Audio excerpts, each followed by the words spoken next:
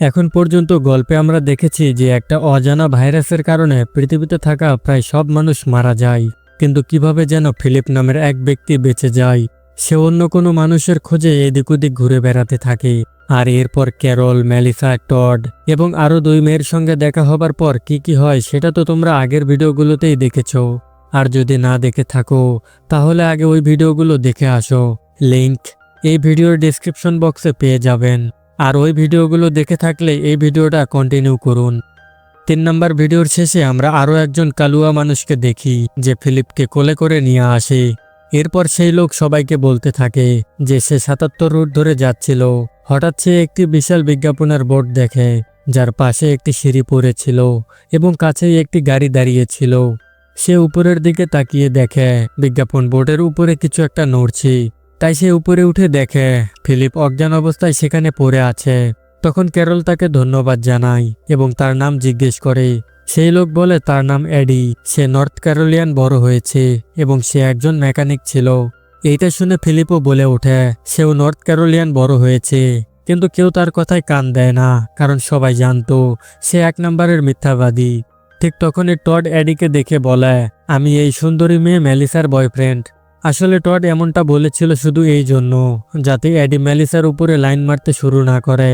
ঠিক তখনই এডি জিজ্ঞেস করে, তোমাদের মধ্যে টেম্পায় যাওয়ার কথা ভাবছিল কি? কারণ ওই বোটে তো লেখা ছিল মুভ টু টেম্পা। তখন গেইল ফিলিপকে জিজ্ঞেস করে, তুমি ওই বোটে এমনটা কেন লিখেছিলে? ফিলিপ বলে, আরে আমি তো শুধু মজা করছিলাম। এটা শুনে সবাই বুঝে যায় এ আর কোনোদিনও ভালো হবে না। তাই সবাই উঠে যার যার বাড়িতে চলে যায়। আর ফিলিপ মুখ গোমরা করে সেখানেই বসে থাকে। সে মন খারাপ করে বলে, এবার আমার হাত থেকে তো ওই 2 মেয়েও চলে গেল। মনে হচ্ছে আবার আগের মতো হাতগাড়ি চালিয়েই দিন কাটাতে হবে। ওইদিকে বাড়িতে টড মেলিসাকে বলে, এডি দেখতে কিন্তু সত্যি খুব সুন্দর। এই কথা বলেই সে মদ খেতে শুরু করে, কারণ তার মনে হচ্ছিল মেলিসা তাকে ছেড়ে এডির কাছে চলে যাবে। মেলিসা বলে, তুমি মনে হয় পাগল হয়ে গিয়েছো, আমি এখনো তোমাকেই পছন্দ করি। টড বলে, হ্যাঁ, কিন্তু তুমি আমাকে ভালোবাসো না। এটা শুনে মেলিসা রেগে যায় এবং ঘুমাতে চলে যায়। অন্যদিকে ফিলিপ এরিকার কাছে গিয়ে ক্ষমা চাইতে থাকে এবং বলে, সরি, আমি সেদিন তোমার সাথে দেখা করতে আসতে পারিনি। আচ্ছা, আমরা কি কাল আবার ওই কাজটা করতে পারি? এরিকা বলে, না, এখন আমার ওইসব করার একদমই মন নেই। এই কথা বলেই সে দরজা বন্ধ করে দেয়। কিন্তু ফিলিপ জানালার উকি দিয়ে দেখে ওই 2 মেয়ে আজ রাতে এডির সাথে সোহাগরাত করার প্ল্যান করছে। এটা দেখে সে আরো বেশি হতাশ হয়ে পড়ে।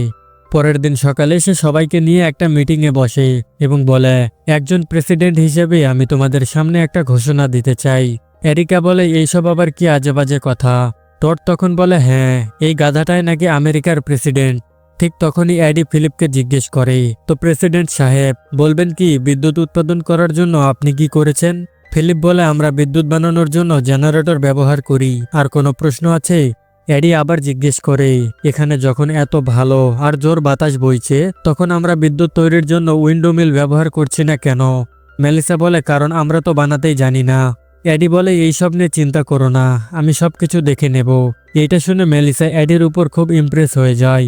কিন্তু তখনই টডের মনে এডিকে নিয়ে হিংসা জন্মায়, ঠিক যেমন একসময় ফিলিপের টডকে নিয়ে হয়েছিল। তাই সে সেখান থেকে উঠে চলে যায়। রাতে ফিলিপ ক্যারলের সাথে দেখা করতে আসে। তাকে নতুন কাপড়ে দেখে সে চমকে যায় এবং জিজ্ঞেস করে, তুমি এমন কাপড় পরেছ কেন? ক্যারল বলে, আমার ইচ্ছে হয়েছে তাই। ফিলিপ বলে, ঠিক আছে, কোনো সমস্যা নেই, কিন্তু তুমি কি আমার পিঠে একটু ওষুধ লাগিয়ে দেবে? রোদে পুড়ে গিয়েছিল। ক্যারল বলে, সরি, আমি এটা করতে পারবো না, আমাকে এই অ্যাপেল পাইটা এডিকে দিতে যেতে হবে। ফিলিপ জিজ্ঞেস করে, তুমি কি ওই কালুয়াটাকে পছন্দ করতে শুরু করেছো? ক্যারল বলে, কেন, তোমার কি হিংসা হচ্ছে? ফিলিপ বলে, না না, আমার কেন হিংসা হবে? এরপর ক্যারল তাকে গুড নাইট বলে সেখান থেকে চলে যায়। পরের দিন সকালে সবাই গরুটার কাছে জড়ো হয়ে আলোচনা করছিল যে এই গরুটাকে নিচে নামানো যাবে কিভাবে। ঠিক তখনই এডি গরুটাকে একটা চড় মারে আর গরুটা দৌড়ে নিজে থেকে নিচে নেমে আসে।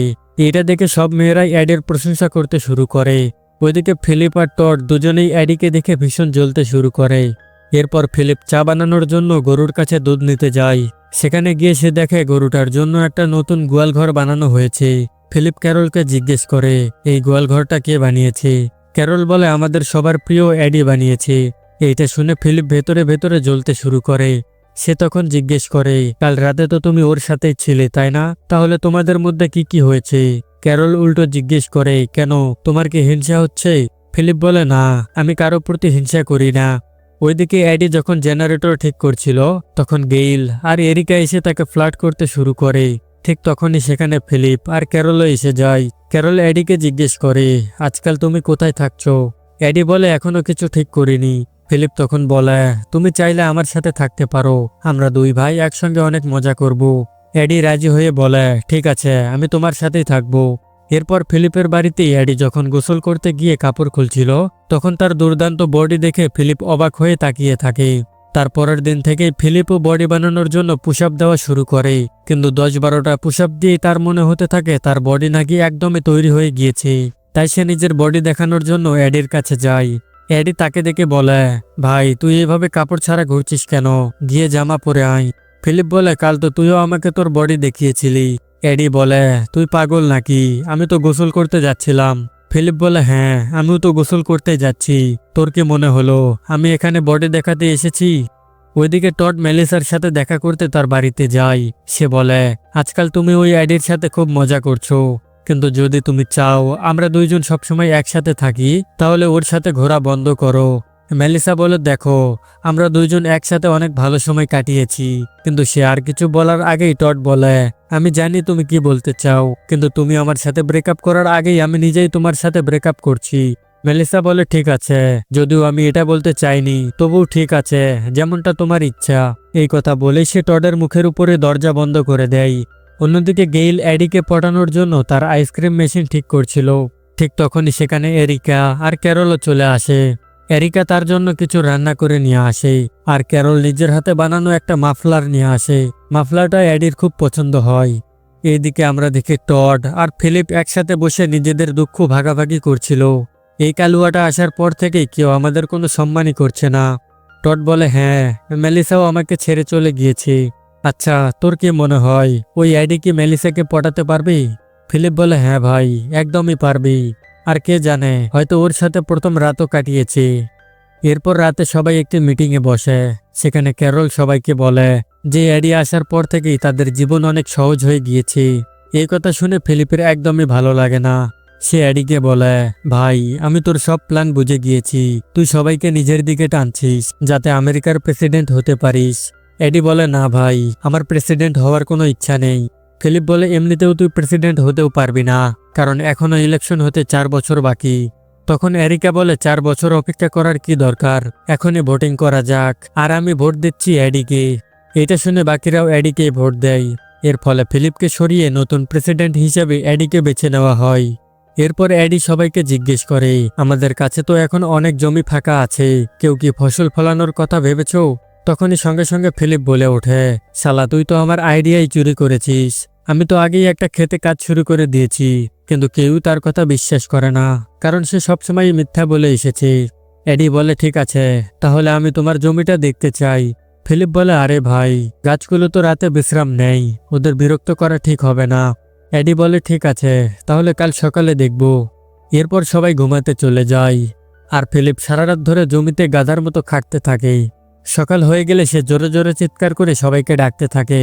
ঠিক তখনই টড দৌড়ে এসে বলে, ভাই, আমরা তো শেষ। ওই কালুয়া নাকি কাল রাতে সব মেয়েদের সঙ্গে সোয়াগ্রাত করেছে। এই কথা শুনে ফিলিপের মাথা ঘুরে যায়। সে সঙ্গে সঙ্গে ক্যারলের কাছে গিয়ে বলে, আমি বিশ্বাসই করতে পারছি না তুমি এমন নোংরা কাজও করতে পারো।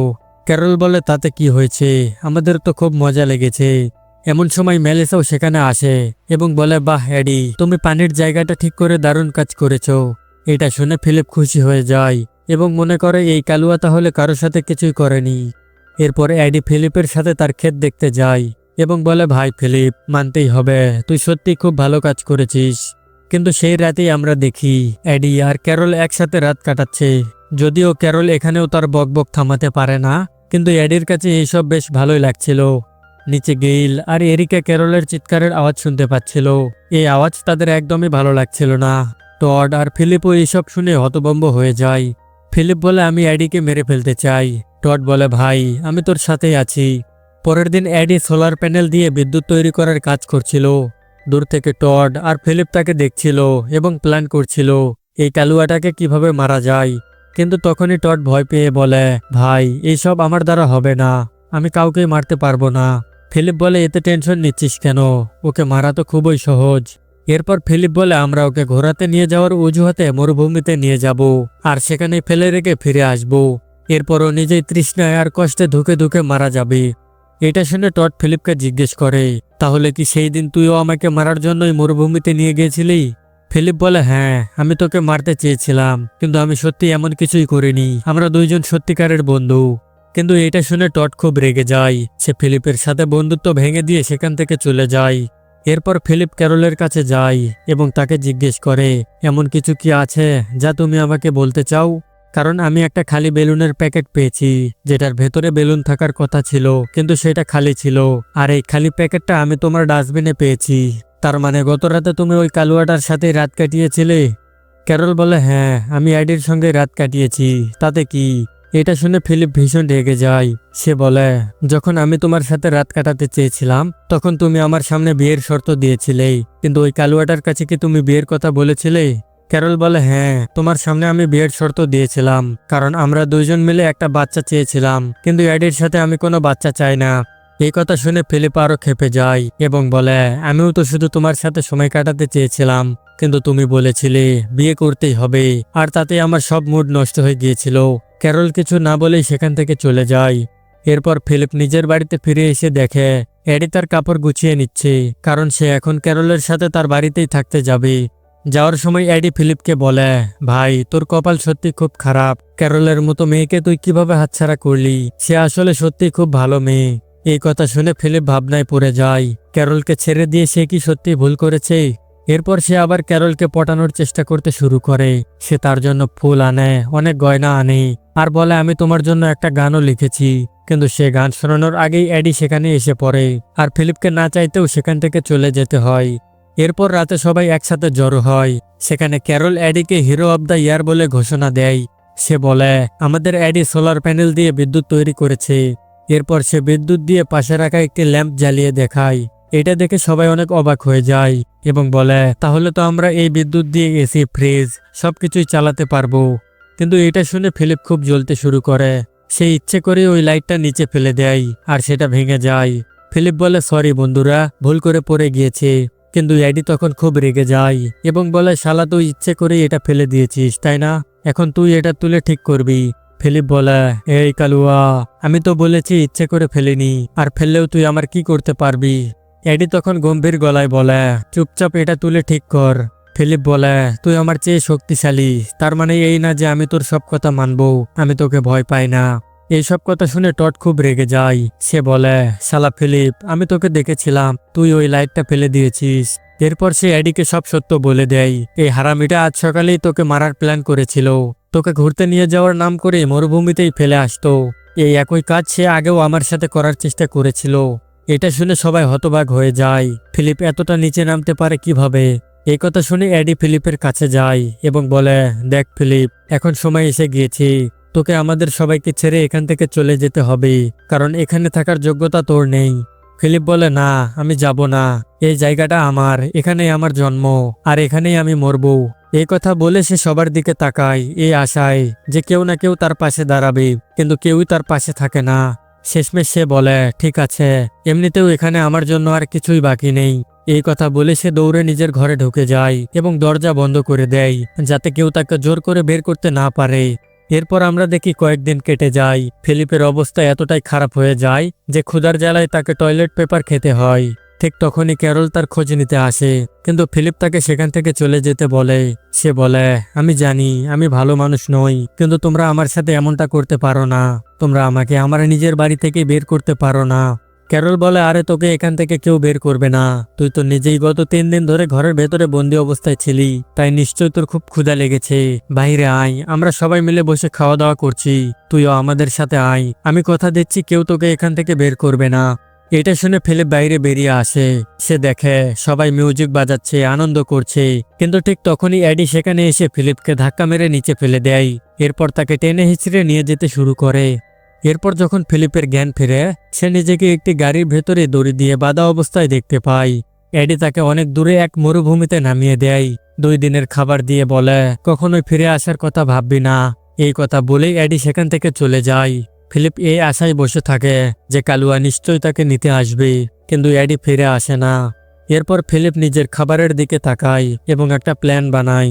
এই খাবার 3 দিন চালাতে হবে। এরপর সে নিজের জন্য একটা বড় বাড়ি খুঁজে নেবে আর সুন্দর সুন্দর মেয়েদের সঙ্গে সোয়াগরাত করবে। কিন্তু মাত্র 20 মিনিটের মধ্যে দেখা যায় সেই গাধাটার কাছে আর কোনো খাবারই বাকি নেই, কারণ গত 3 দিন ধরে না খেয়ে থাকার ফলে সে একসাথে সব খাবার খেয়ে ফেলেছে। এখন খাবার ছাড়া সে বেশি দিন টিকতে পারবে না, এটা ফিলিপ নিজেও জানতো। তার মৃত্যু প্রায় নিশ্চিত। এই ভেবে সে উঠে দাঁড়ায় এবং হাঁটতে শুরু করে। অন্যদিকে মেলিসা টডের সাথে দেখা করতে আসে এবং বলে, আমি জানতাম না ফিলিপ তোমাকে মারার চেষ্টা করেছিল, আমাকে মাফ করে দিও, আমি তোমার থেকে দূরে চলে গিয়েছিলাম। এরপর তারা দুইজন আবার পেচাপ করে নেয় এবং একে অপরকে চুমু খেতে শুরু করে। এদিকে ফিলিপ হাঁটতে হাঁটতে এতটাই ক্লান্ত হয়ে পড়েছিল যে সে রাস্তার উপরেই শুয়ে ঘুমিয়ে পড়ে। ঠিক তখনই ক্যারল তাকে খুঁজতে খুঁজতে সেখানে পৌঁছে যায়। সে নিজের সাথে অনেক খাবারও নিয়ে এসেছিল। ক্যারল বলে, এইসব খাবার আমি তোমার জন্যই নিয়ে এসেছি, ওইটুকু খাবারে তোমার পেট ভরবে না। এই কথা বলে সে সেখান থেকে চলে যেতে শুরু করে। কিন্তু ঠিক তখনই সে ফিলিপকে জিজ্ঞেস করে, তুমি কি সত্যি আমার জন্য গানটা লিখেছিলে? ফিলিপ বলে, হ্যাঁ লিখেছিলাম। আর সে গানটা গেয়ে শোনাতে শুরু করে। গানটা একেবারেই বাজে আর জঘন্য ছিল, কিন্তু যেহেতু এটা ক্যারলের জন্য সে লিখেছে, তাই ক্যারলের এটা খুব ভালো লাগে। এরপর ক্যারল তাকে জিজ্ঞেস করে, তাহলে বলো এখন কোন দিকে যাব? ফিলিপ জিজ্ঞেস করে, তুমি কি আমার সাথে যাবে? ক্যারল বলে, হ্যাঁ, কারণ তোমার তো আমার দরকার। ফিলিপ তখন বলে, তাহলে ওই কালুয়া অ্যাডির কি হবে? ক্যারল বলে, আমি এমন একজন মানুষের সাথে থাকতে পারবো না যে আরেকজন মানুষকে মারার জন্য মরুভূমিতে ফেলে রেখে গিয়েছে।